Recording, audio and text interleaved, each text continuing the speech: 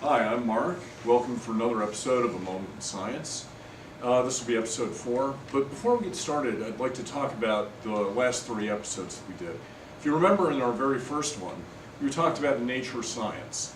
Remember, the nature of science isn't a bunch of facts to be remembered, but it is the accumulation of factual knowledge. In episode 2, we talked about the process of science and the difference between a hypothesis and a theory. A hypothesis is not an educated guess. It is a tentative explanation of what you're trying to see and what you're trying to accomplish. A theory basically has been a hypothesis that has been tested over and over and over again. In the latest episode, we went over the 3 major disciplines in science: biology, chemistry, and physics. Basically, physics is the understanding of matter and energy.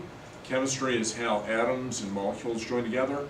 And biology basically is the study of life. It's how these different molecules form living organisms.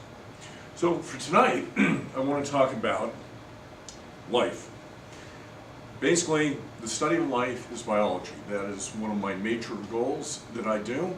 And I'd like to bring it forward and have it talk to you guys about this a little bit better. To start with, there's no definition for life. If anybody says there's a definition, they're wrong. Truth is, life is a set of characteristics. Number 1, the smallest living part of an organism is a cell.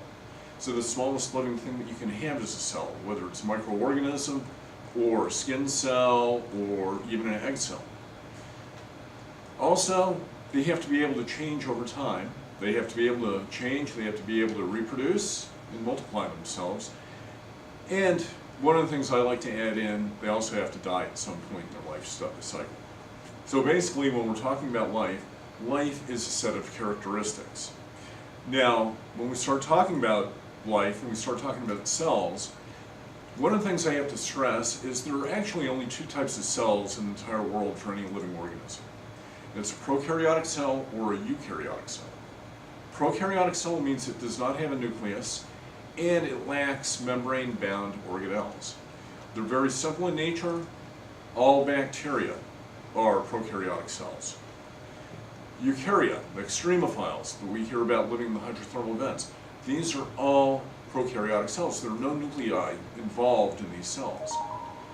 Eukaryotes, now we're talking about, higher class organisms, plants, animals, protists.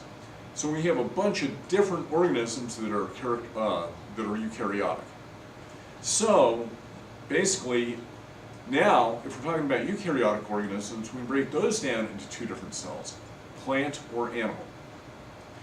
If it's a plant, it has a cell wall, it has a large central vacuole, and usually it will have chloroplasts. If it's an animal, it will not have the cell wall. It will not have a large central vacuole, and it will not have chloroplasts. But it will have a mitochondria. All animal cells are eukaryotic. And in case you're wondering, remember, you have a nucleus. So basically, those are our different types of cells that we deal with. If possible, if you're enjoying what you're seeing, please give me a like and a share.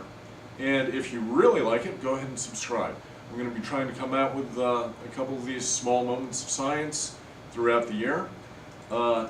Thank you, and I want to thank Dan with Kaiser University's Digital Arts Department for setting this up.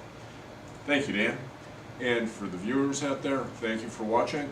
And if you have any questions regarding science or some kind of theory or some thoughts that you have, please put it in the comment and let me know. I can't guarantee that I'll get to it, but I will look it over. Thank you. Have a great day.